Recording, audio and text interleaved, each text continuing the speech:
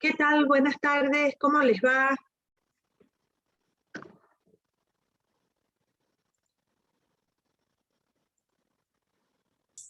Buenas tardes, profe. ¿Cómo andan?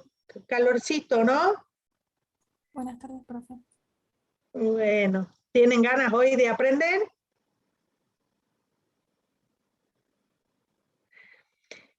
Sí, Ay, profe, como siempre. Bueno, me alegro. Hoy vamos a terminar de ver la clase que quedó pendiente justo en el tema de los resultados diferidos. Y luego vamos a desarrollar un pequeño ejemplo práctico del estado de evolución del patrimonio neto. No sé si ya en la práctica seguramente han confeccionado alguno, pero por si tienen alguna duda de cómo es la confección o las modificaciones, siempre con la práctica se aprende más, ¿verdad? Así que bueno, ya estamos en un horario acorde, arrancamos nomás. Antes que nada, quería consultar si tenían algún tipo de duda o consulta de la clase pasada, que les haya quedado pendiente, que quieran que reveamos.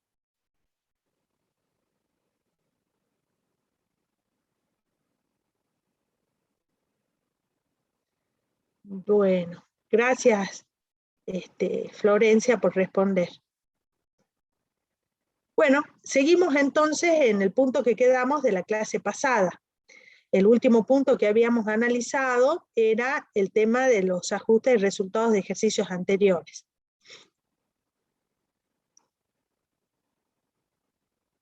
Esperen que voy a cerrar.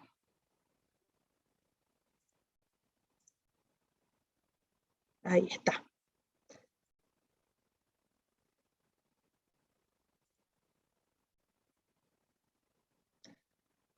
Bueno, esto también tiene que ver con un repaso de lo aprendido. Siguen entrando alumnos a la clase. De lo aprendido en contabilidad 2, el tema de área y el tema de ahora el saldo por revaluación, que podríamos decir, ahí está, que podemos decir, lo vimos en la bolilla de bienes de uso, y que si bien no es el único resultado diferido, porque también puede integrar este rubro del patrimonio neto, no solo los saldos por revaluación, sino las diferencias por la conversión, las diferencias de cambio que surgen de la conversión de estados contables. Pero podríamos decir que quizá la más común es la que proviene de los saldos por revaluación. Tanto la RT9, que los recepta, como la RT31, establecen que los resultados diferidos son aquellos que, de acuerdo a lo establecido por las normas contables profesionales, se imputan no a resultados del ejercicio, sino a rubros que son específicos del patrimonio neto, y que se mantienen en dichos rubros del patrimonio neto hasta que, por aplicación de las citadas normas, deban o puedan imputarse a resultados del ejercicio o a resultados no asignados según lo dispuesto en cada caso. Entonces, en definitiva, los resultados diferidos son resultados, pero que no se imputan directamente al cuadro de resultados, sino que, como su propio nombre lo indica, se difieren imputándose a una cuenta patrimonial, el patrimonio neto, hasta que por disposición de las propias normas se deba cancelar o se pueda ir desgranando o restando, y esos resultados pueden ir a resultados del ejercicio o a resultados no asignados.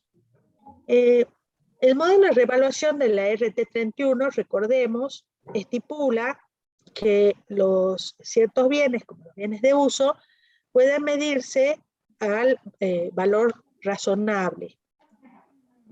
Y el valor razonable... ¿Perdón?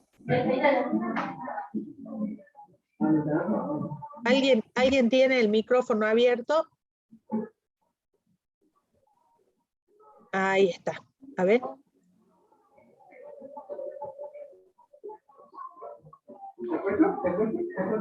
Vamos a tratar de silenciar a quien tiene abierto el micrófono sin darse cuenta. Ahí está. Florencia dejó el micrófono abierto. Disculpen. Volvemos entonces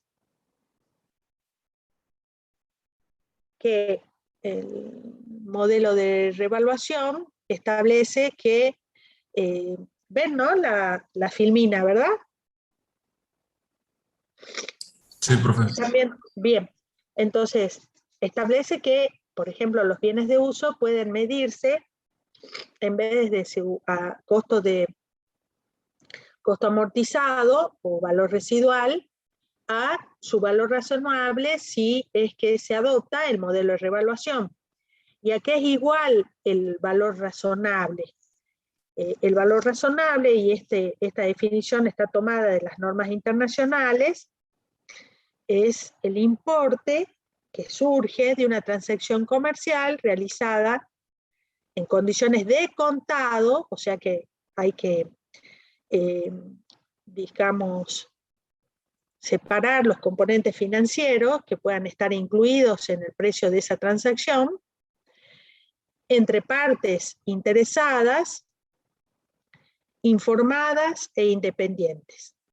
Entonces, el requisito para considerar un valor razonable es que ese valor presente surja de una transacción entre partes independientes, debidamente informadas e interesadas en condiciones de contado. Para poder determinar el valor razonable, se debe considerar el bien de uso en particular y la existencia de un mercado donde se realicen un número suficiente de transacciones comerciales con dicho bien que permita obtener una medición objetiva. O sea que las condiciones para determinar un valor razonable es que existe independencia entre las partes, que estén interesadas, que se tome un valor de contado, que esas partes estén dentro de un mercado en donde exista un número suficiente de transacciones para ese tipo de bien y que la medición, por ende, sea objetiva.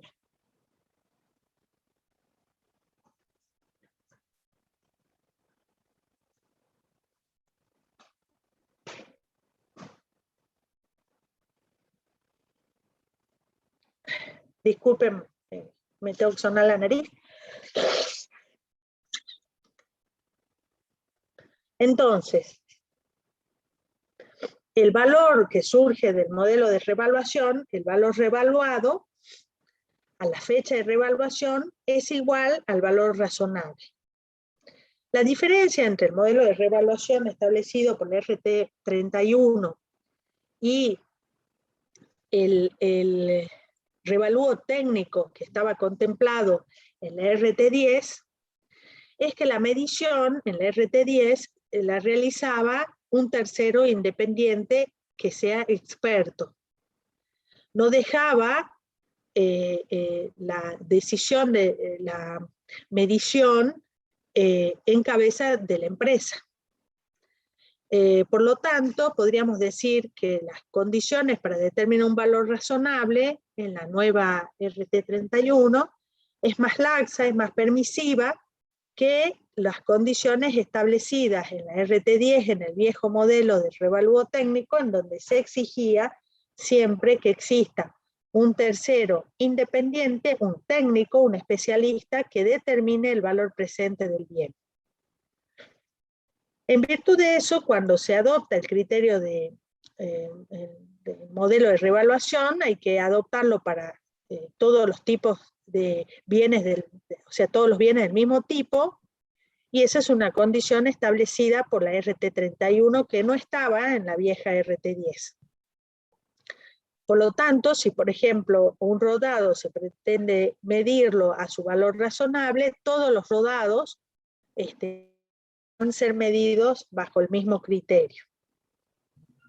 Ahora bien, lo que estamos haciendo al medir a un modelo de acuerdo a un valor presente estos bienes, es tomar un valor corriente con respecto a un valor del pasado que era el costo histórico amortizado. Entonces estamos en presencia de dos valores, el valor contable y el valor revaluado. En general, cuando estas diferencias de valor pueden dar dos opciones.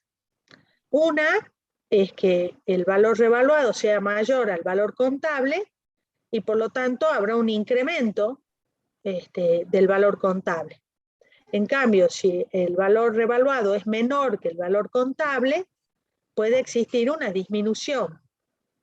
En ese caso,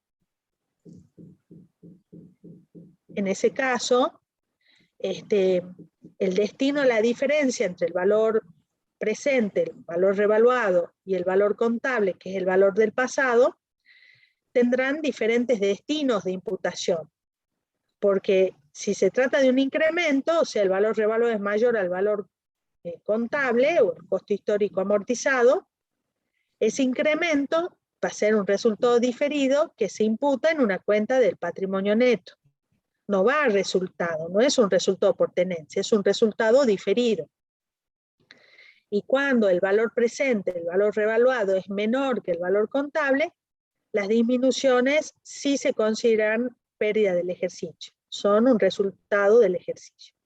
¿Está claro? ¿Alguna pregunta? No, profeta, claro.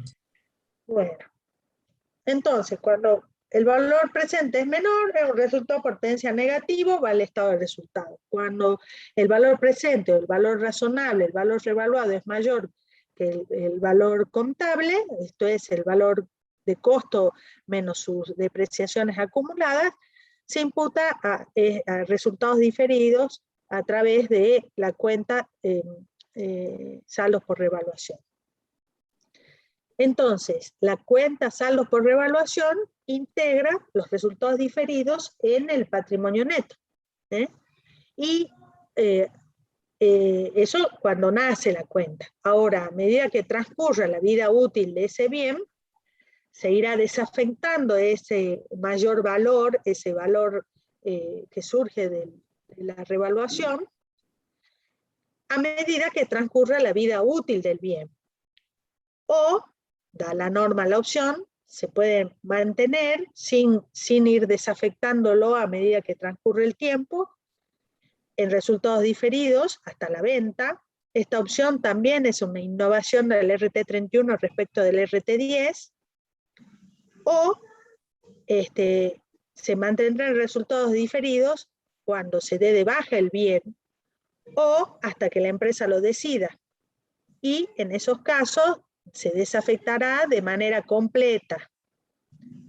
Entonces, la desafectación de este saldo por revaluación, este resultado diferido, lo habitual es que se haga a medida que transcurra la vida útil del bien, que vayan de la mano.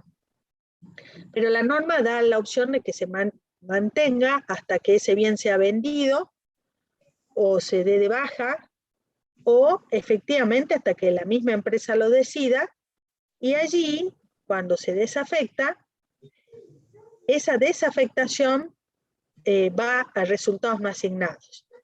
¿Sí? ¿Quieren que hagamos los asientos? Sí, profesora, buenas tardes. Bueno, ¿qué tal, Norma? Bueno, entonces, a ver, abramos un Excel. ¿Hay alguien que tiene el micrófono abierto? Si lo puede silenciar. Ahí está. Bien, entonces vamos a compartir el Excel.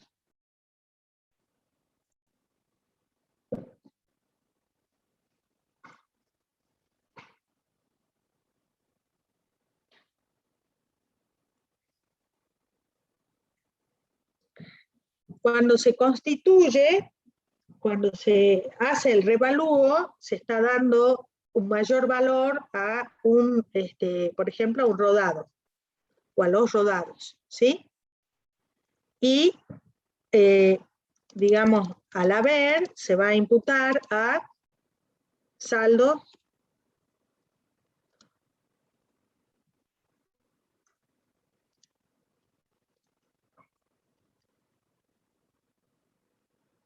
por revaluación. ¿Estamos de acuerdo?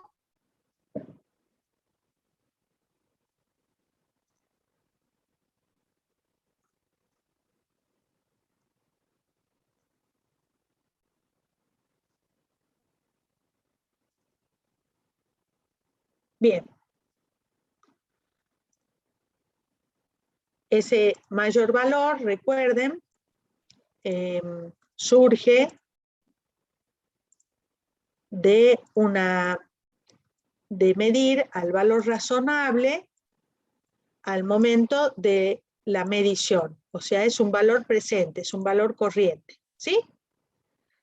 Ahora, la opción A es que ese saldo por revaluación, supongamos que la vida útil del bien es de 10 años, y supongamos que el rodado ya no tenía valor contable, para hacerlo sencillo, ¿sí? Entonces, la desafectación en la opción A, o sea, la opción A de desafectar a medida que transcurre la vida útil del bien,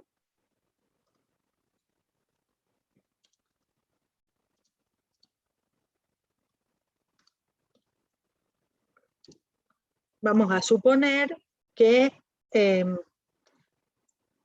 la vida útil es de 10 años, ¿sí? Entonces, el primer año, primero tengo que amortizar.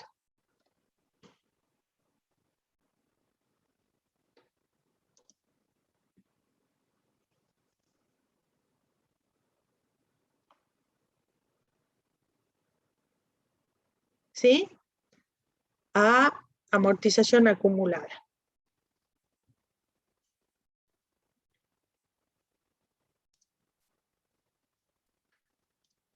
¿Están viendo el Excel, no?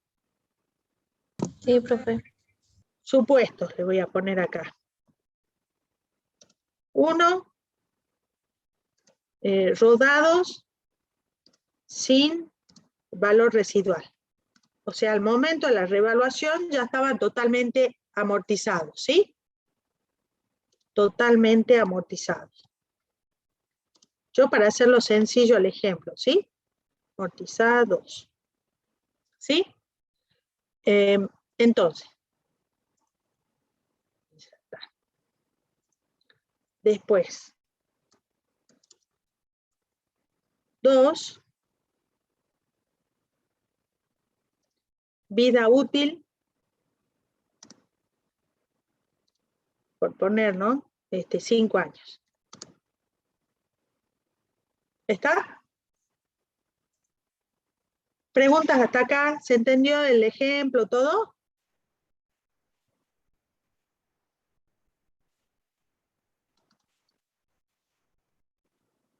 ¿Está o no? Sí, profe. Sí, profe. Bárbaro. Entonces, la primera opción es que se va, primero amortizo siempre, y ahora vamos a desafectar ese mayor valor, ese saldo por revaluación. ¿Sí? Entonces, el saldo por revaluación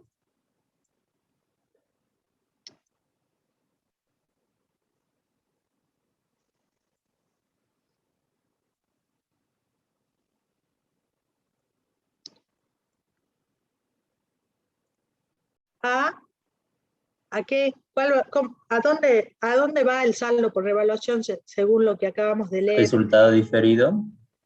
A Resultado no asignado. Exactamente, resultado no asignado. ¿Por qué? Porque el saldo por revaluación se expone en la columna de resultados diferidos. ¿Sí? Volvamos a la filmina.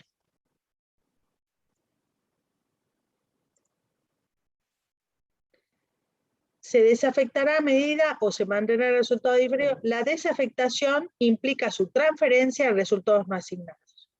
Esta es esto que está en mayúscula, grábenselo a fuego. Esta es una de las grandes críticas que tiene el RT31. ¿Por qué? Porque esa desafectación directamente va a resultados no asignados e implica que inmediatamente se convierte en una ganancia repartible.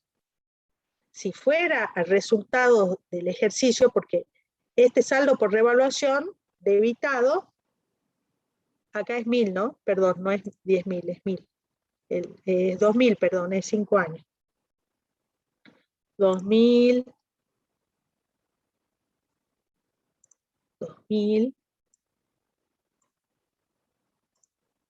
Ahí está, ¿sí? Esta es una cuenta de resultado negativo, ¿no es cierto? Pérdida, resultado negativo. La amortización acumulada, ¿qué clase de cuenta es? Regularizador. Exactamente. Regularizadora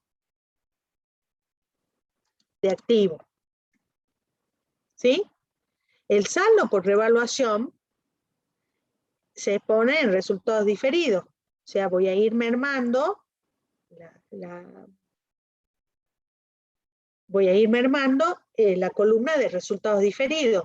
Tengo acreditado 10.000 y se va debitando a medida que pasa la vida útil en 10.000. Hasta ahí vamos bien, ¿verdad? El tema es que ahora esa desafectación va directamente al resultado no asignando, haciéndolo a esa revaluación inmediatamente convertible en ganancia distribuida.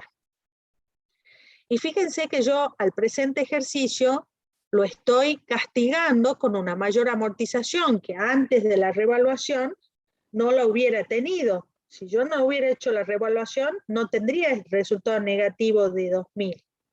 Y su contrapartida es una cuenta patrimonial, el patrimonio neto, ¿sí? Que es acreedora y que en definitiva no hay una debida correlación entre este resultado negativo y este pasaje a resultados no asignados de manera inmediata. Por lo tanto, esa es una de las críticas que se le hacen a este modelo de revaluación. Antes, por la RT10, le voy a poner acá observación, en el anterior, además de que había que revaluar con un perito independiente, la desafectación del saldo por revaluación, antes se llamaba revalúo técnico, se imputaba a una cuenta de resultado positivo. Entonces, ¿qué pasa? Si yo lo hubiera mandado un resultado positivo, me neutraliza digamos, el resultado negativo de la amortización. Hubiera jugado neutro. ¿Se entiende? Pero este modelo castigo el ejercicio por una mayor amortización, reconozco una ganancia distribuible inmediata en resultado no asignado y por la RT10, y eso genera digamos, una inequidad, por decirlo de algún modo, entre los ingresos y los gastos. ¿Está claro? ¿Se acuerdan ahora cómo era la metodología? Sí, profe. Perfecto. Bueno. ¿Preguntas? ¿Alguien tiene preguntas? ¿No? Profesora, ¿cuál método era más preferible entonces? ¿El que me daba un resultado neutro? ¿Era preferible a este?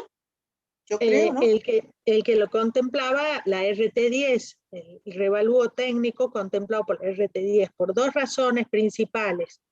Por un lado, la medición le hacía un perito independiente, ¿sí? Debidamente fundamentada ese mayor valor, por ejemplo, sea una máquina, un ingeniero industrial, etcétera, no un valor razonable en donde dos personas se ponen de acuerdo en su valor de contado. O sea, el nuevo valor, según la RT31, lo determina la propia empresa, entonces es subjetivo.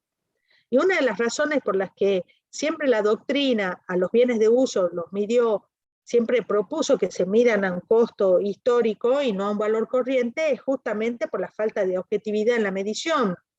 No es lo mismo una mercadería de reventa cuyo destino es la venta que un rodado o un inmueble.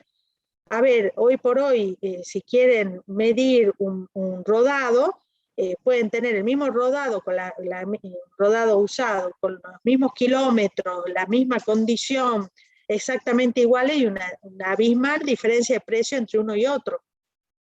En parte por la inflación, otra parte por las restricciones a las importaciones, bueno, no importa los motivos, hay subjetividad en la medición. El modelo de revaluación del RT31 vino a ser un parche por el no ajuste por inflación. Hoy, que desde hace 3 años ya ajustamos por inflación, podríamos decir que no tendría sentido este modelo de revaluación, ¿ok?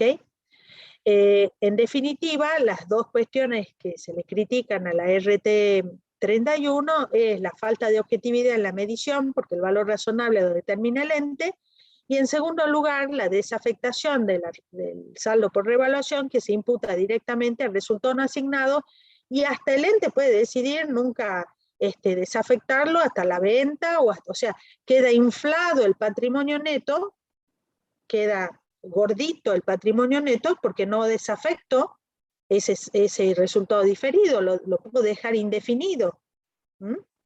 O sea, eso no existía. La RT10 obligaba a ir desafectando la reserva de revalúo, así se llamaba, a medida que transcurría la vida útil del bien. Entonces, todas estas cuestiones hacen que pierda objetividad la medición de acuerdo a este modelo.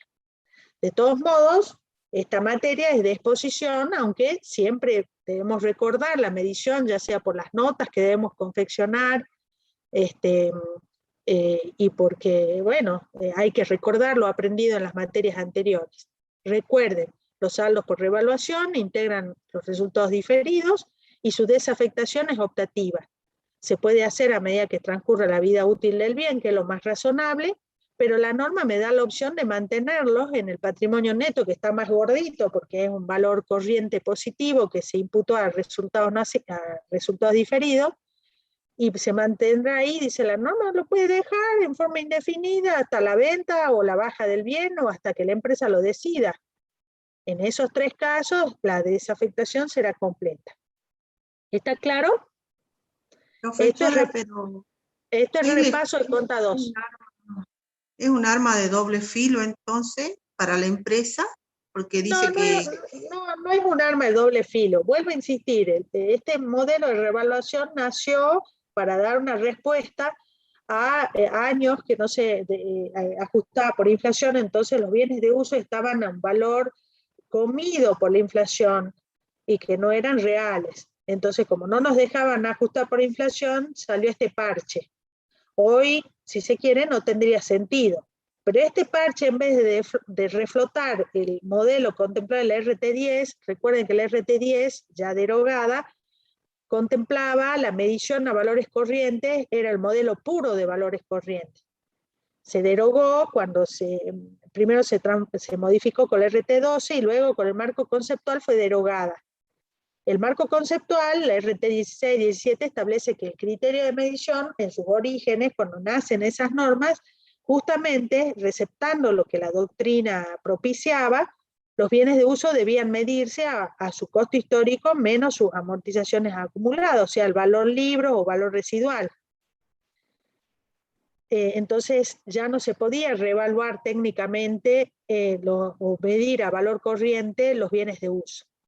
Cuando en el 2003, que esto lo hizo Cavallo en la presidencia de la Rúa, prohíben el ajuste por inflación de manera inconstitucional, porque lo hacen a través de un decreto, y un decreto nunca puede ir en contra de una ley, y ley de código, como la Ley General de Sociedades, que establece desde el año 73 que los estados contables deben exponerse a moneda constante, o sea, moneda homogénea.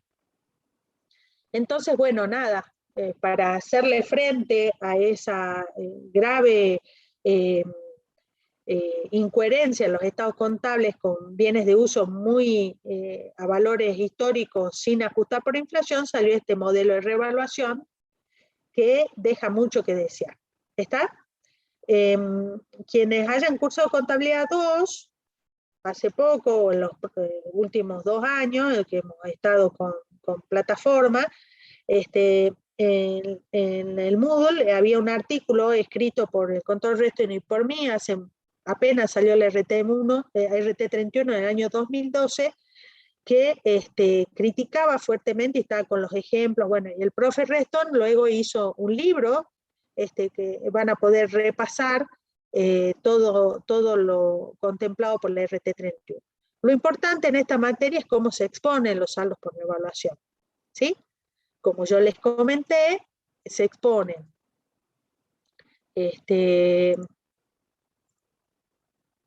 el saldo por revaluación cuando nace va en la columna de resultados diferidos, ¿sí? Y cuando se va desafectando, bueno, también su desafectación va disminuyendo, o sea, el saldo al cierre del primer ejercicio va a ser de 8.000 pesos.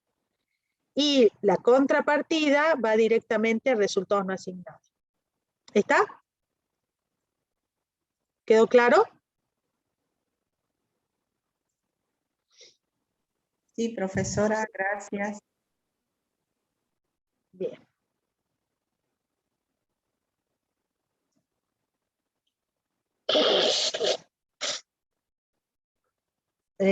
Noelia, yo no conozco que haya grupos de WhatsApp en esta materia. Si no, encantada, compartiría ese link. Bueno, sigamos.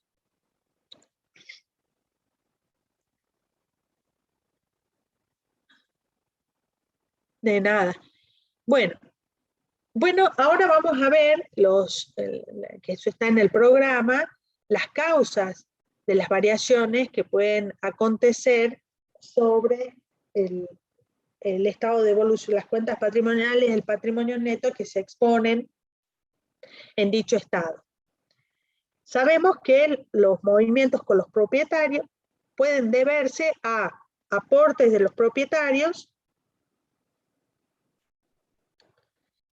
disminuciones de capital, o sea, retiro de los propietarios por disminuciones de capital, distribución de dividendos en efectivo y en especie. Recordemos que la distribución de dividendos en acciones, en definitiva, el accionista recibe más papelitos, pero tiene la misma proporción de tenencia accionaria sobre dicho patrimonio neto. Entonces esa variación, los dividendos en acciones o capitalización de utilidades, que es lo mismo, serían movimientos cualitativos. Los movimientos cuantitativos entonces son aportes, retiros o distribución de dividendos en efectivo en especie. Estos movimientos son con los propietarios del ente. Entonces, las variaciones cuantitativas van a implicar un aumento o disminución de activos y por ende un aumento o disminución del patrimonio neto, y también puede implicar un aumento o disminución del pasivo y también un aumento o disminución del patrimonio neto como consecuencia. Entonces veamos, si hay una suscripción de un aumento de capital, ¿por qué digo yo que aumenta el activo y aumenta el patrimonio neto?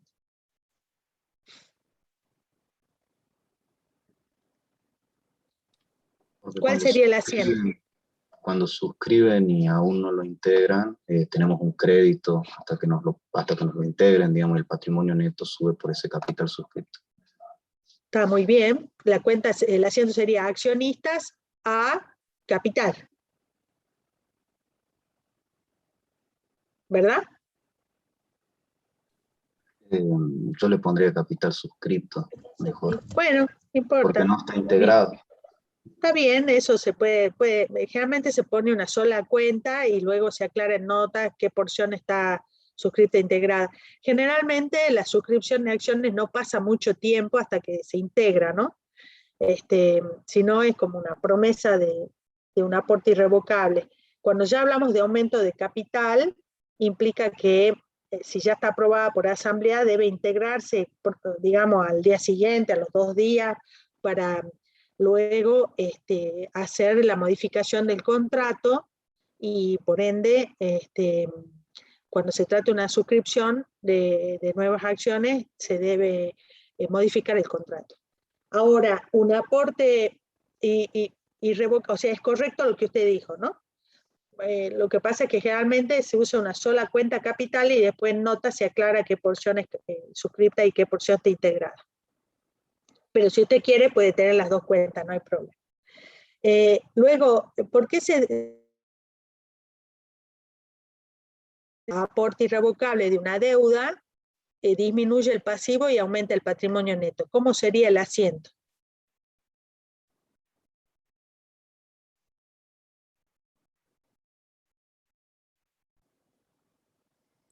Acreedores a aporte irrevocable. Aporte irrevocable. Claro, en realidad más que acreedores, como generalmente los socios, los accionistas, prestan plata, entonces la cuenta tiene que ser préstamo más que acreedores varios.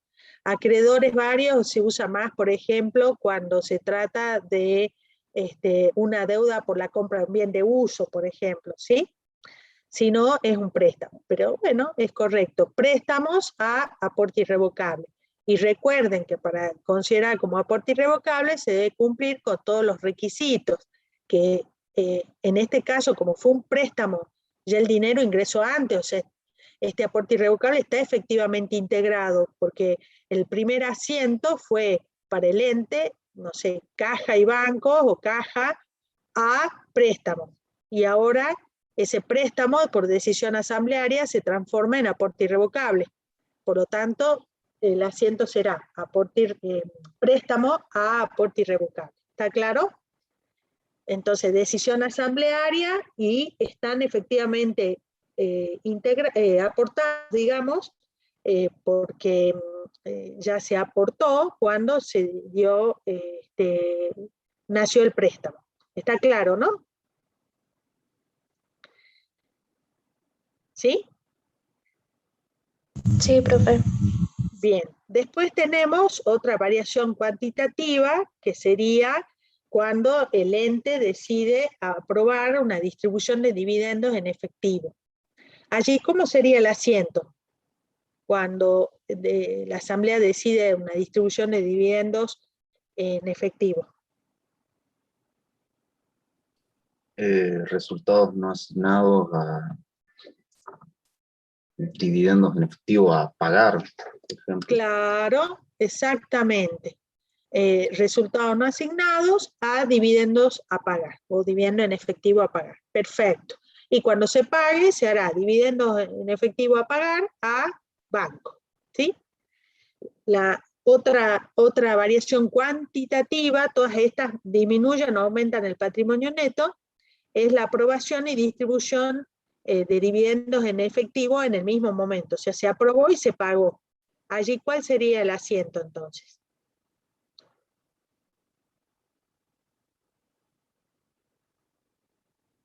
Al debe, resultados no asignados. Y al haber,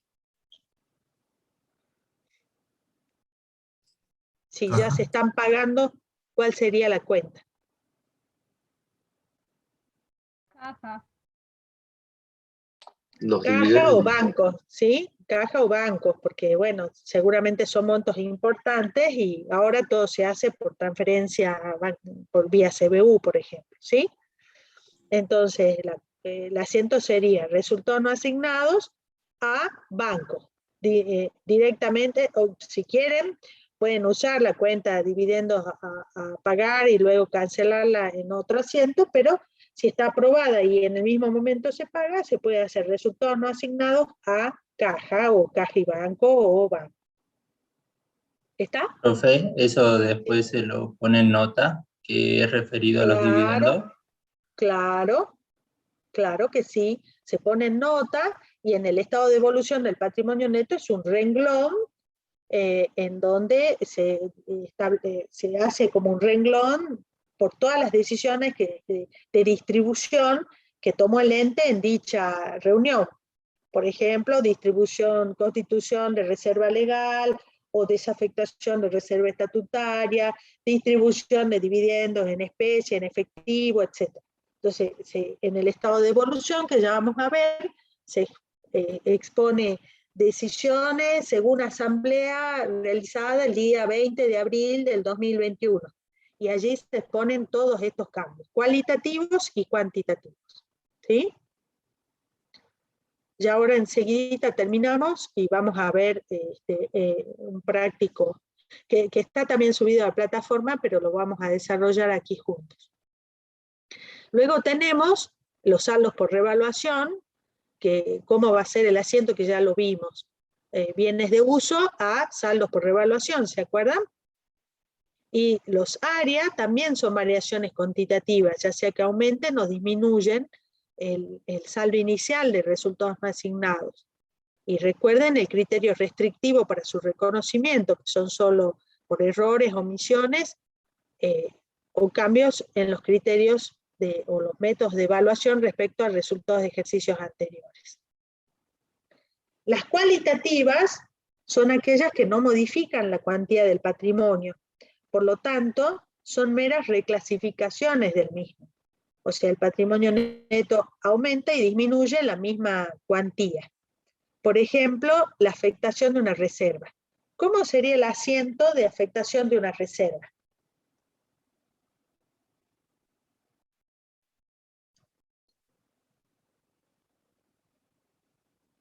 Resultado no asignado a reservas. Perfecto. Por ejemplo, reserva legal o reserva estatutaria.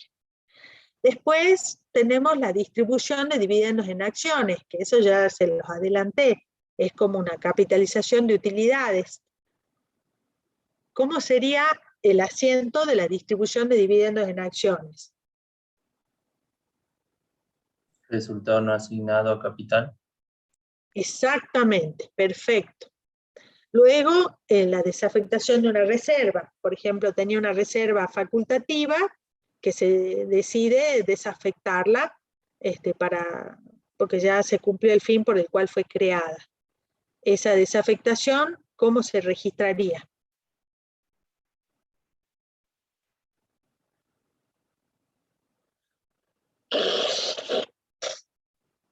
¿Al debe?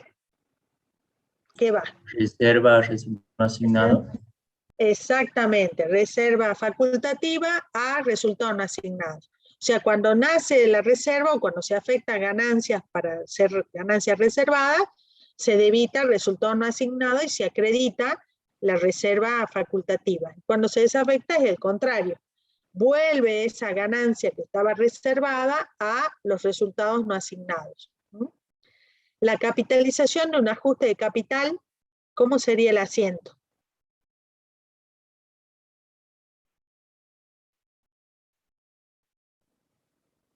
Ajuste a capital. Exactamente, ajuste de capital a capital. Y la capitalización de un aporte no capitalizado o aportes irrevocables,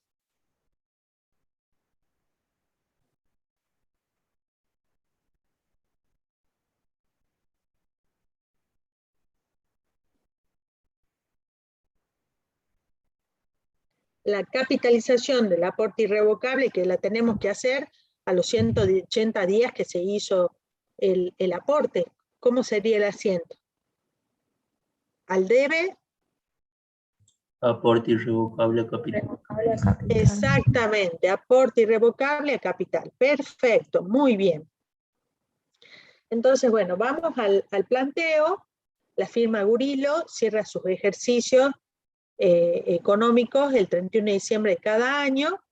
El patrimonio neto al cierre estaba compuesto del capital social por 50.000, la reserva legal por 5.000, perdón, el ajuste de capital por 5.000, la reserva legal 10.000. Ahí ya tenemos un problema, ¿no?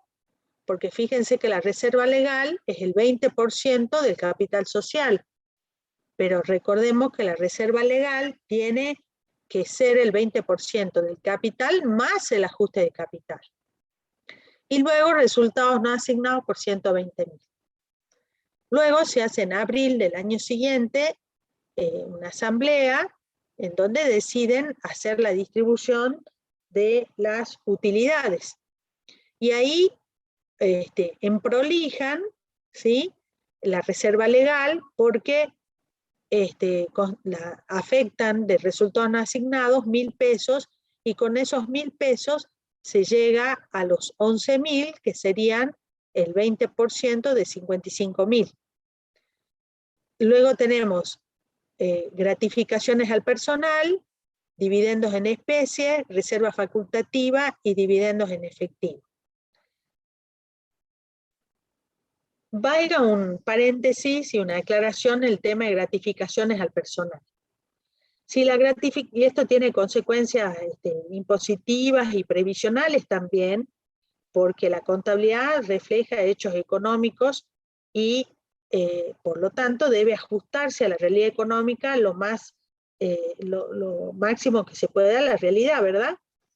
Cuando la gratificación del personal es habitual, o sea, los premios que puede dar la empresa, una gratificación, y son habituales, todos los años, para fin de año les dan una gratificación, una porción de sueldo, un premio o premio a la productividad, eso no va a impactar a resultados no asignados, al patrimonio neto, sino que va a ser un cargo del ejercicio, un resultado del ejercicio. ¿Por qué? Porque es habitual. Es más, se tendrá que hacer retenciones a la seguridad social, retención de impuestos a las ganancias de corresponder, etc. En cambio, cuando las gratificaciones al personal son extraordinarias, nunca se dieron en la empresa y se estima que va a ser muy difícil que se vuelvan a dar, sí pueden impactar en el estado de evolución del patrimonio neto. Es una concepción moderna del concepto de empresa, en donde muchas veces al personal se le puede dar por una vez extraordinaria una gratificación. Allí sí, solo en ese caso, formaría parte del estado de evolución del patrimonio neto. Luego, también en esa misma asamblea que se decidió hacer una reserva legal, distribuir dividendos en especies, constituir una reserva facultativa, distribuir dividendos en efectivo y darle un premio por única y extraordinaria vez al personal, también se decidió que el aporte irrevocable sea tal por la transformación de un préstamo de 10.000 pesos que todos los accionistas en forma equitativa y proporcional a su tenencia accionaria dieron en su momento para afrontar compromisos urgentes. Luego, en diciembre de X1, el asesor letrado informó que la empresa deberá hacer frente a una indemnización de 6.000 pesos por el juicio laboral que se había sustanciado en el ejercicio 1. Y es una cifra, fíjense, con respecto a los resultados no asignados, una cifra más que significativa, y fue un error no haberlo reconocido contablemente en el periodo correspondiente. Por lo tanto, es un error que debe ser subsanado exponiéndolo como un ajuste de resultados de ejercicios anteriores. Luego, el resultado del ejercicio fue de 35.000 pesos. Entonces nos piden el planteo, que analicemos los cambios, hagamos las registraciones y expongamos el estado de evolución del patrimonio neto. ¿Sí? ¿Alguna pregunta del enunciado?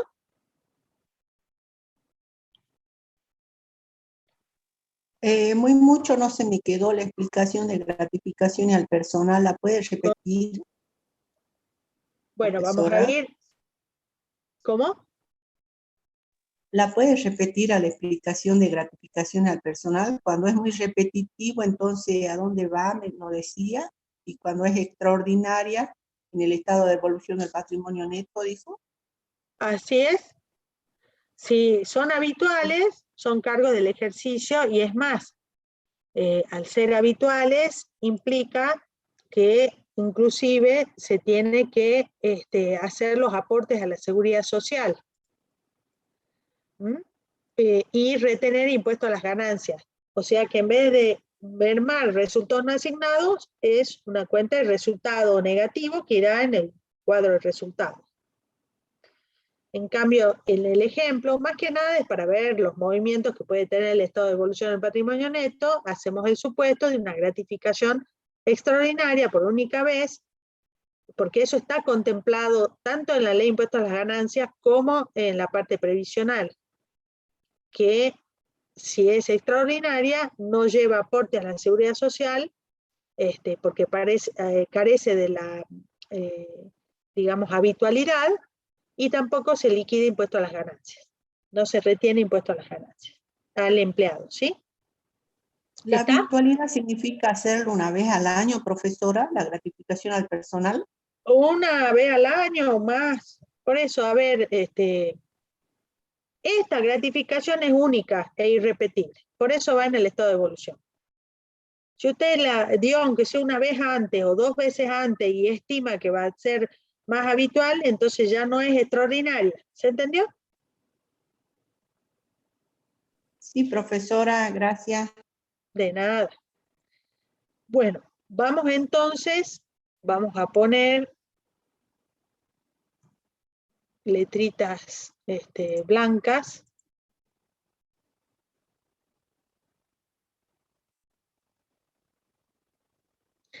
Bueno, lo primero que tenemos que analizar, vamos a ocultar esto para hacerlo más como si fuera la pizarra, ocultar. Lo primero que vamos a analizar es las variaciones, ¿sí? Bueno, ustedes me tienen que decir si la constitución de una reserva legal es una variación. ¿Ven el Excel o no? Sí. Sí, profe. Sí, profe. Bien. A ver, la reserva legal es una variación cualitativa, cuantitativa. ¿Qué tipo de variaciones? ¿Qué le pasa al patrimonio neto cuando se constituye una reserva legal? ¿O permanece Cualitativa. Bien, Cualitativo. perfecto, porque el patrimonio neto en su cuantía no se modifica, ¿sí? La gratificación al personal, Cuantitativa. claro, porque el patrimonio neto disminuye.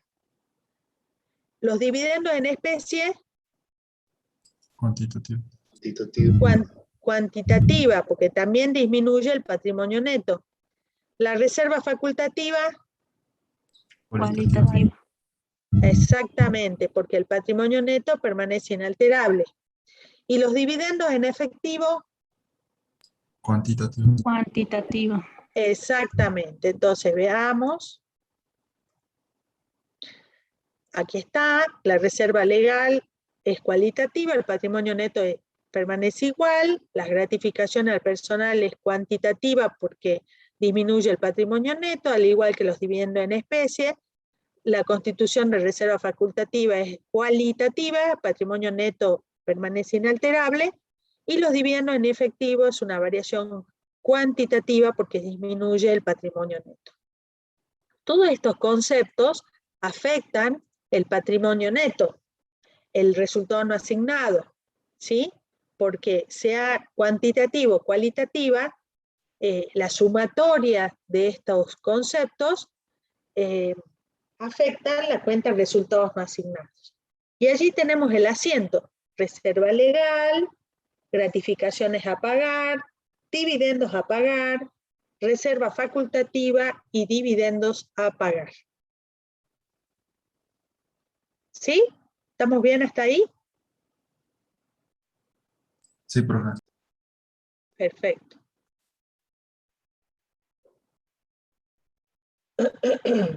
Ahora el enunciado decía, esta parte ya la hicimos, que el aporte, que un préstamo que habían realizado los socios se transforma en junio del X1 en aporte irrevocable, ¿sí?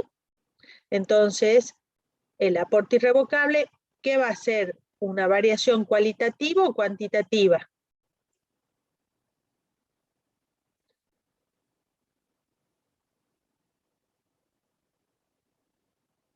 La transformación, claro, cuantitativa, porque transformo el patrimonio neto aumentando el mismo y disminuyendo el pasivo. Entonces, el asiento será préstamos a aporte irrevocable. ¿Está? ¿Sí? Sí, profe. Bien. Luego tenemos que el 16 de diciembre el asesor letrado avisa que había un juicio y se omitió, entonces hay que ajustar el patrimonio neto y reconocer un área.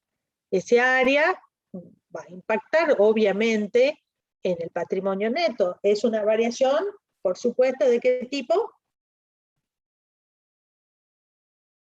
Cuantitativa. Exactamente. Entonces, el asiento, ¿cómo creen que será el asiento? ¿Dónde dijimos que impacta el área? ¿En qué rubro, en qué columna del estado de evolución? En los Resultados no asignados. exactamente. Entonces, resultados no asignados a previsión para juicio. Porque nosotros cuando tomamos conocimiento de que hay un juicio y que lo más probable es que sea desfavorable para el ente, reconocemos esa deuda contingente, ¿sí? Y debitamos una cuenta de pérdida. Decimos, pérdida por juicio a previsión para juicio, ¿verdad? Pero como fue una omisión del ejercicio anterior, y es significativa además, debemos ajustar los resultados no asignados a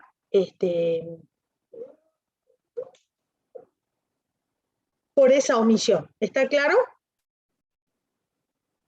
¿Sí? ¿Está claro o no? Sí, profe. Vale.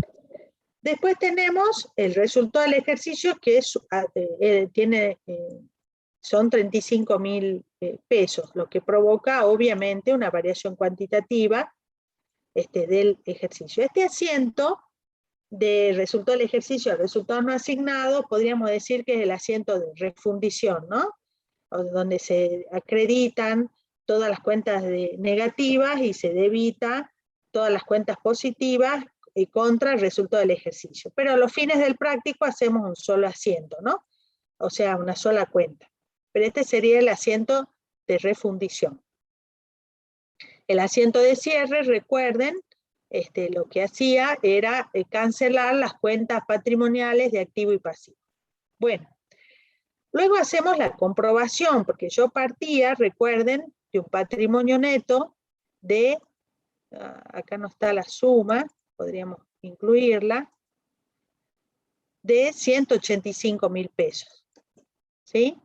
Copiamos formato, quede bien, y le ponemos así, que quede más bonito. Total, patrimonio neto. ¿Sí? Bien.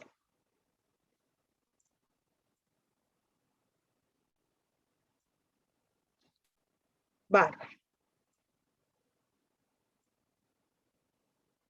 Entonces, nosotros teníamos los 185.000, ¿sí?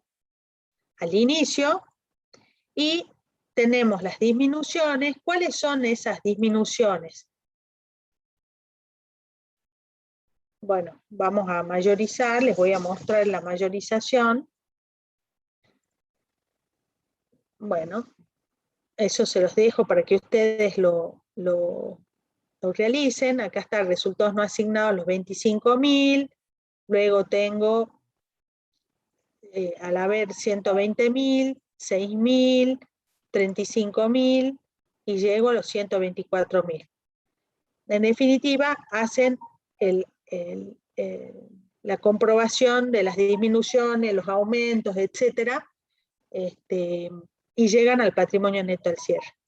Lo que nos interesa, disculpe que voy a poner en silencio el celular.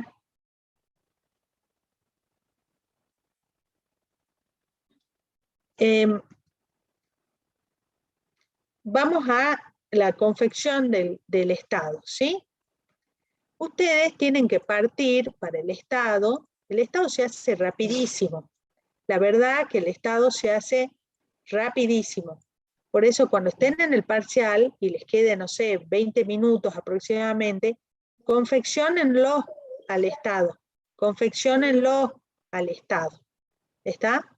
¿Para qué? Para que no tengan...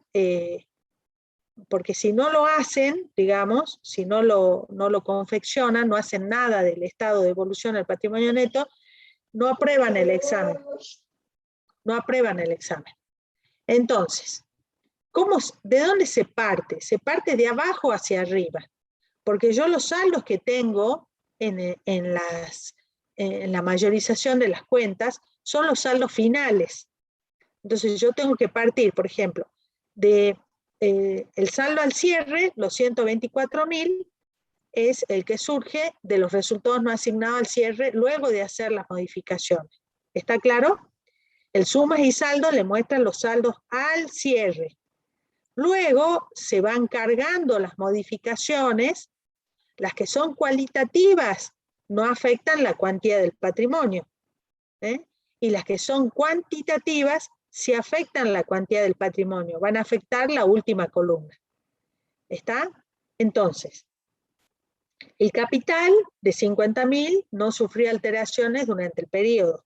Por lo tanto, al cierre era de 50.000 pesos, ¿sí? No han tenido alteraciones, no han habido capitalizaciones de utilidades ni nada, ¿sí? Por lo tanto, al cierre tenía 50.000, al saldo al inicio modificado 50.000 y saldo al inicio, como no hubo modificaciones, es de 50.000. ¿Vamos bien hasta ahí? Sí, profe. Bien. La cuenta ajuste de capital tampoco tuvo modificaciones el ejercicio. O sea que las cuentas de los 5.000, ¿sí? Al cierre no han tenido modificaciones la misma que el inicio. El aporte irrevocable yo no lo tenía al inicio. El aporte irrevocable nace, digamos, el 30 de junio, cuando hago este asiento. Por lo tanto, aquí tengo que poner aportes irrevocables, si quieren pueden poner la fecha, 30 de junio, nace los 10.000 que están en el sumas y saldos, pero no los tenía al inicio. Por lo tanto, los aportes irrevocables que surgen de la asamblea extraordinaria del 30 de junio, nacen allí, por lo tanto al inicio no tenía aporte irrevocable. ¿Me van siguiendo? Sí, profe. Bárbaro. En este ejercicio no tenemos prima de emisión, no existe. Por lo tanto, al no haber al cierre y no haber al inicio, queda en cero. Totalizamos, ¿sí? Y llegamos a determinar que los aportes de los propietarios suman 65.000, compuestos por capital, ajuste de capital y aportes irrevocables. Ahora, ¿qué decidió la Asamblea General? Veamos. Este asiento al 30 de abril. Al 30 de abril decide constituir para cumplir con la ley el 20% del capital más la cuenta ajuste de capital, 1.000 pesos de reserva legal. Por lo tanto, al cierre, en el sumas y saldo, ustedes van a tener 11.000. Como le sumaron, según la decisión asamblearia de abril, 1.000 pesos, implica que al inicio tenía 10.000. Recuerden, los saldos al cierre son los que surgen del sumas y saldos, ese que se les da para que confeccionen los estados contables. Luego se van cargando las modificaciones decididas siempre por asamblea y por diferencia se llega a los saldos iniciales. ¿Está claro?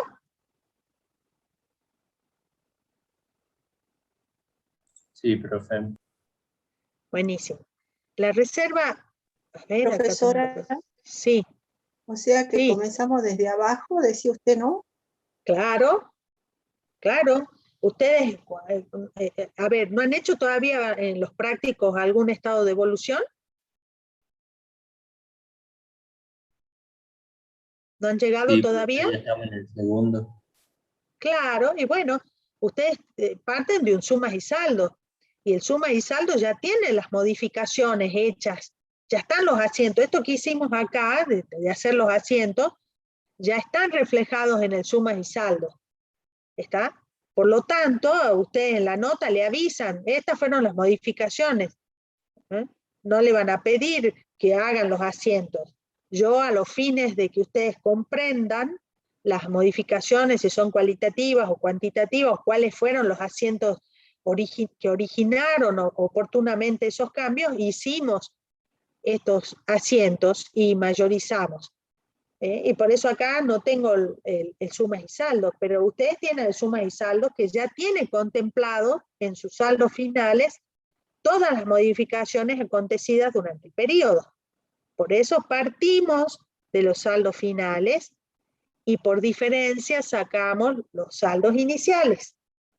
Si yo tengo 11.000 al cierre en el sumas y saldo, como constituí una reserva de 1.000 durante la asamblea decidió en abril aumentar la reserva legal en 1.000, implica que al inicio tenía 10.000.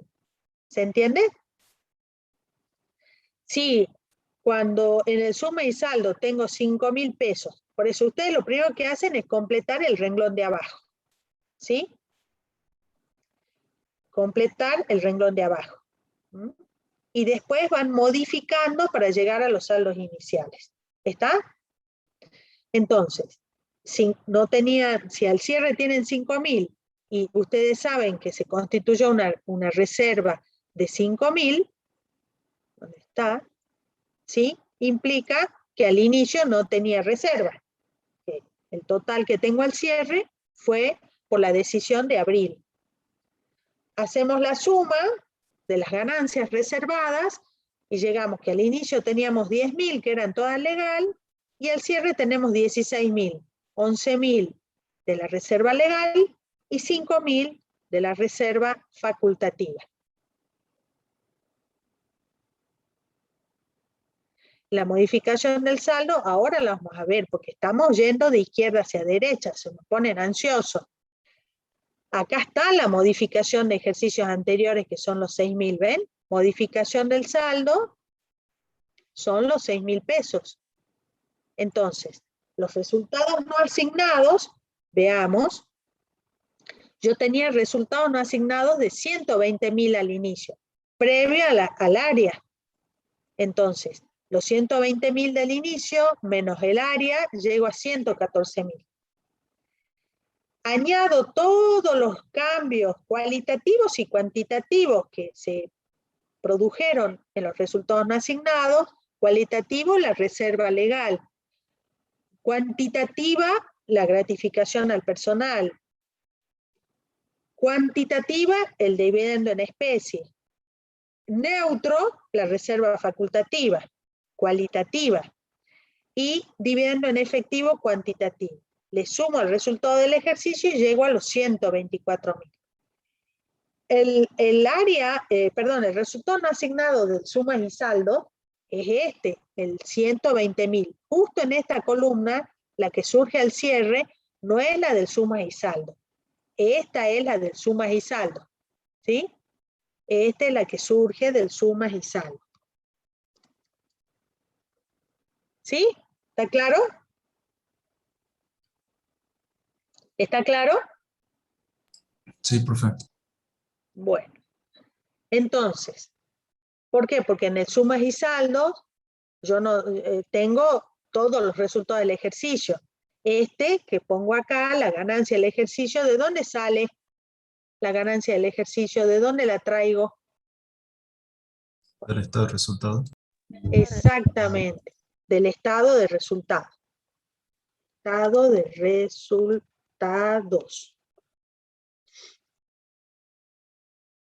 Bien. ¿Sí? Entonces, hacemos la suma y vemos que la reserva legal, como es una variación cualitativa, no afectó. Si hago 1000 positivo menos 1000 negativo, me da 0. Es una variación cualitativa, no afecta la cuantía del patrimonio. La gratificación al personal sí es una variación cuantitativa, por lo tanto, ¿cuáles van a ser las modificaciones que van a alterar el total de los resultados acumulados o del patrimonio neto? Van a ser las variaciones cuantitativas, dividendos en especie, dividendos en efectivo, extraordinaria gratificación al personal. Y obviamente la ganancia del ejercicio, ¿sí? Que es la gran variación cualitativa. Claro, la modificación del saldo es el área. Este es el área. Lo pongo acá. El ajuste de resultados de ejercicios anteriores. Ahí está. ¿Sí? Este es el área. Este. ¿Sí? Y ahí habrá que poner una nota y explicar, y esa misma nota en la previsión para juicio también linkearla, digamos, ¿sí? Asociarla. Por lo tanto, llegamos a un total de 140.000. Cuando sumamos los resultados no asignados, 140.000, con los 65.000 de aporte de los propietarios, llego a un total de 205.000. Tanto la suma horizontal como la suma vertical debe ser coincidente. 205.000. Y recuerden que aquí yo llegaba en la comprobación al cierre a los 205.000. Ahí están los 205.000. ¿Quedó claro? Entonces, todas las cuentas, salvo resultados no asignados, surgen de sumas y saldo y se exponen al cierre. En cambio, los resultados no asignados es el único que va al inicio. El que figura en el balance está en el inicio. Igual que el área, ¿no? El área también surge de sumas y saldo. ¿Sí? ¿Preguntas? Ay, Dios mío, me olvidé de poner para grapar. Ay, me van a matar.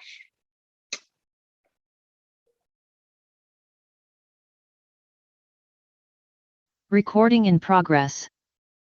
Me quiero matar, que me olvidé. Bueno, ya está. ¿Cómo me olvidé? Bueno, igual tienen la clase grabada en la nube. Preguntas, les vuelvo a compartir el práctico. ¿Preguntas? Está claro, profe. Bueno, miren, les vuelvo a insistir. Cuando estén haciendo el parcial, cuando les quede, aunque no hayan terminado la ganancia del ejercicio, no tengan terminado el estado del resultado, ponen el renglón y hacen una aclaración. Lo pueden sacar por diferencia si quieren, porque lo pueden calcular por diferencia aunque no lo tengan, sirve como comprobación, ¿sí? Porque el patrimonio neto surge por diferencia entre activo y pasivo. Y si no tienen el resultado, ya lo tienen en el estado de situación patrimonial. Lo pueden calcular por diferencia en una comprobación al estado de resultado. Por eso, cuando les quede 20 minutos, media hora, hagan el estado de evolución, ya se quedan tranquilos. Determinan, en todo caso, por diferencia, pueden hacer una aclaración, lo calculé por diferencia, falta comprobar, terminar el estado de resultado, vuelven al estado de resultado y continúan. Pero háganlo porque es un estado que lo van a hacer, Lo van a hacer rápido y vale 30 puntos, digamos. Es muy importante. Si no hacen nada del estado de evolución, no se aprueba el parcial. Así que tengan cuidado en ese sentido, ¿sí? ¿Está claro?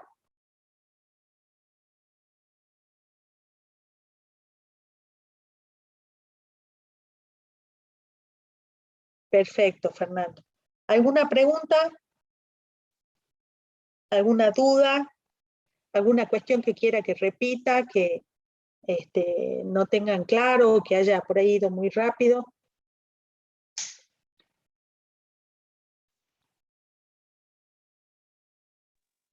Profesora, a mí se me cortó justo cuando usted daba esas explicaciones tan importantes de los resultados no asignados.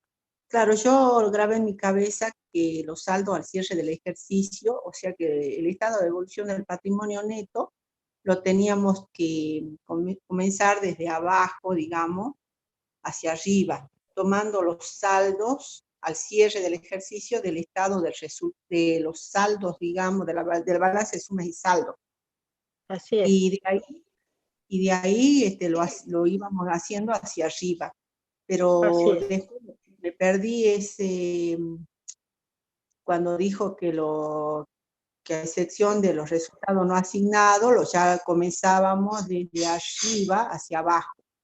Claro, Así. porque el que surge, por eso les escribí aquí, alcanza a ver esto que está en amarillo, del sumas y saldo, no son los saldos al cierre, porque el saldo al cierre va a incluir las modificaciones y va a incluir el resultado del ejercicio. Por lo tanto, el saldo al inicio más el área surgen del suma y saldo al cierre. Y después completan la suma algebraica y van a llegar al resultado no asignado al cierre. Por eso, los 120.000, fíjese, en el enunciado está acá, antes de los cambios acontecidos. ¿Se entiende? Sí, profesora, bien. Entonces, fíjense, sumas y saldo, a ver, razonémoslo. Capaz que yo...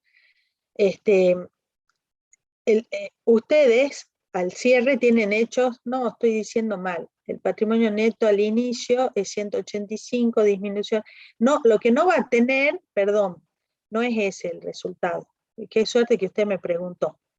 El que no va a tener el sumas y saldo es el resultado del ejercicio. Estas modificaciones sí están contempladas, porque ya se hicieron los asientos. O sea, la única diferencia va a ser el resultado del ejercicio, que es lo que se suma. O sea, ¿qué va en el sumas y saldo? Es esto más todo esto, la suma algebraica. La suma algebraica de todo esto, vamos a sumarlo acá, aquí, la suma de los 120 más las modificaciones hechas al resultado no asignado, eso es lo que ustedes se supone tienen que tener en el sumas y saldo. ¿Sí? En el suma y saldo van a tener 95, saco de acá, van a tener el área, y el resultado del ejercicio surge del estado de resultado. O sea, los 120.000, perdón, qué suerte que me preguntó porque les estaba diciendo mal. Los 120.000 no surgen del sumas y saldo. El sumas y saldo va a ser, en el sumas y saldo ustedes van a tener 95.000 y los 120 lo van a tener por diferencia. ¿Está? Los 120.000 lo van a tener por diferencia. Son todos los cambios, o sea, en el suma y saldo tienen 95.000. Sumados todos los cambios del patrimonio sin considerar el resultado del ejercicio, llegan a los 120.000. Porque estos ya están hechos los asientos contables. O sea que están contenidos en el saldo. Si yo les hubiera dado un sumas y saldo, en el sumas y saldo, el importe de los resultados no asignados hubiera sido 95.000. ¿Cómo se calcula? Bueno, por la sumatoria de estos importes más estos 120.000. O sea, en el suma y saldo ustedes hubieran tenido 95. Entonces yo hubiera hecho así, mire. Vamos a poner 95.000. Vamos a hacer así. ¿Cómo calculo el saldo inicial? Digo, más 95.000 y hago dando, creo que este es el resto, porque todos estos importes se los saqué al resultado no asignado. Y ahí llego a los 120. ¿Se entiende? O sea, en el sumas y saldo tienen el resultado no asignado al que durante el ejercicio se le sacó los 10.000, los 5.000, los 4.000, los 5.000 y los 1.000. Por lo tanto, al inicio se los tengo que devolver a esos importes. ¿Se entendió? ¿Se los vuelvo a explicar? Sí, profe, una vez más. Bien. Ustedes van a partir en el parcial y en los prácticos que están haciendo, igual vayan a verlo a los prácticos que están haciendo, de un balance de sumas y saldos. De acuerdo a ese balance de sumas y saldos van armando los estados contables. Pues bien, como yo aquí en el práctico en el modelo me interesaba más hacer los asientos para que comprendan si es una variación cuantitativa o cualitativa, yo parto de un valor de un suma y saldo de 95.000. O sea, si ustedes tuvieran el suma y saldo diría que los resultados no asignados fueron 95.000. A ese 95.000, para llegar a los 120, ¿qué tengo que hacer? Todas las variaciones que tuvo, cualitativas y cuantitativas, el rubro resultados no asignados, se lo devuelvo al resultado para llegar a los 120.000 pesos. ¿Se entendió? Sí, profe. Sí, profe. Que en definitiva son estos los mismos resultados no asignados, ¿ves? Que yo tenía al inicio. Nada más que estos son antes de hacer todos los asientos. Pero ustedes, para que sepan, en los prácticos, a ustedes no le dan todos estos datos, digamos, no le dan el resultado no asignado. Pueden dárselo, no sé, véanlo, pero lo pueden sacar por diferencia. Lo que surge de suma y saldo, le devuelven lo que se le sacó y van a llegar al saldo inicial. Por ahí el dato se lo dan, como está acá en el enunciado, ¿sí? Por ahí el dato se lo dan. Pero si no se lo dan, lo sacan por diferencia. Recuerden que el total del patrimonio neto surge del estado de situación patrimonial. Les tiene que coincidir.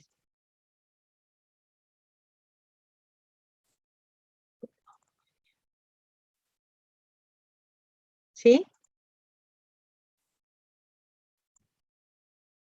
¿Ahora se entendió mejor? Qué bueno que me preguntó. ¿Vieron que hay que preguntar? ¿Quieren que se los vuelva a explicar o ya quedó claro? Sí quedó claro, profe. Bueno. ¿Tienen alguna pregunta o inquietud, algo que pueda ayudarlos?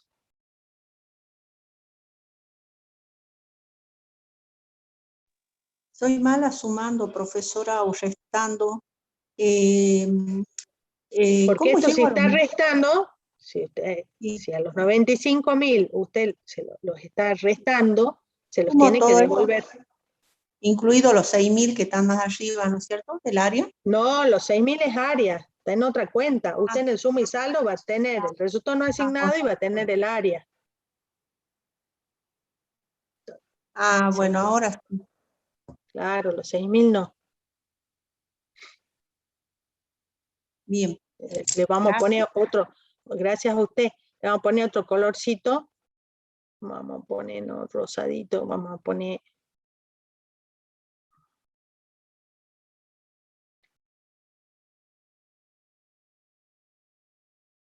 muy oscuro.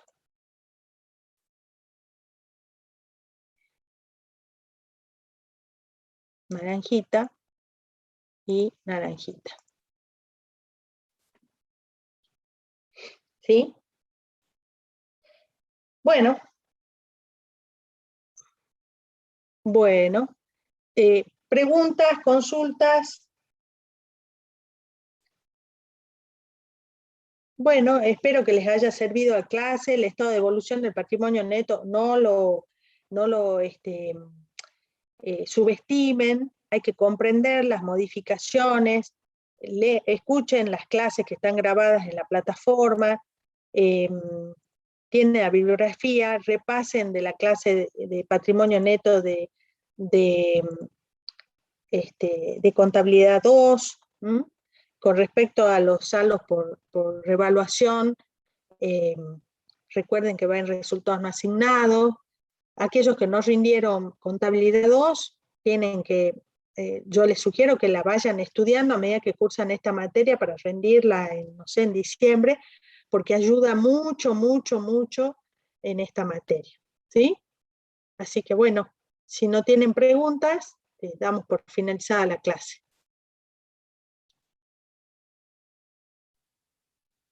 Profe, ¿podría hacer un resumen de las cuentas que son del patrimonio neto, como del plan de cuentas? Porque yo me confundí con lo de dividendos, si es que está incluido o no, pero es como también estoy un poco confundida haciendo eso. Si lo puede hacer un repasito de eso nada más para que me ubique. Bueno, las cuentas patrimoniales de patrimonio neto son capital, ajuste de capital, que refleja la reexpresión del capital por efecto del RT6, aportes irrevocables o no capitalizados y prima de emisión. En el caso de los resultados no asignados y ganancias reservadas, o sea, resultados acumulados, tenemos por un lado las ganancias reservadas, reserva legal, facultativa y estatutaria. Recuerden que la reserva legal está contemplada en la Ley General de Sociedades. Luego tenemos los resultados diferidos, que allí lo típico es exponer los saldos por revaluación, de acuerdo al RT31, pero también pueden existir, cuando se hace conversión de estados contables, las diferencias de cambio que surgen por dicha conversión, cuando se convierte en moneda extranjera. En el caso de los dividendos, si son dividendos en especie, en efectivo, cuando el ente los aprueba en asamblea, implican una disminución del patrimonio neto en favor de los accionistas o socios. Esos dividendos, cuando se aprueban, constituyen un pasivo para el ente y disminuyen los resultados no asignados, o sea, se procede a una asignación. Pero cuando los dividendos son en acciones, no hay un pasivo, sino que el dividendo en acción es lo mismo que una capitalización de utilidades. Se detrae del resultado no asignado para aumentar el capital.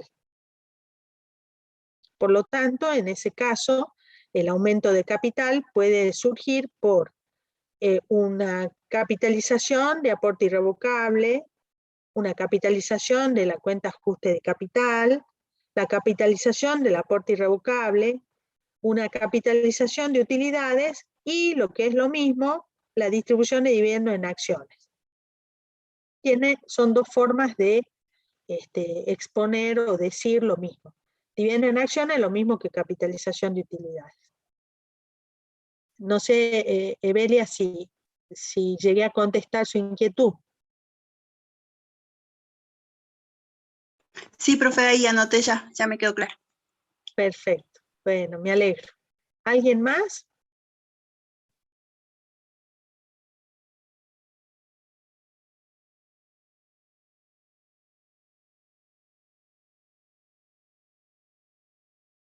Bueno, entonces nosotros nos volvemos a encontrar cuando veamos entes sin fines de lucro.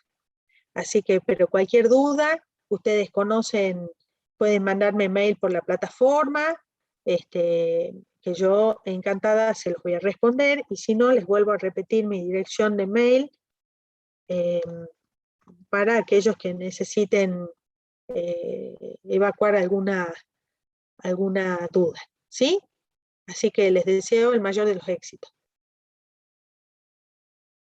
Que estén muy bien.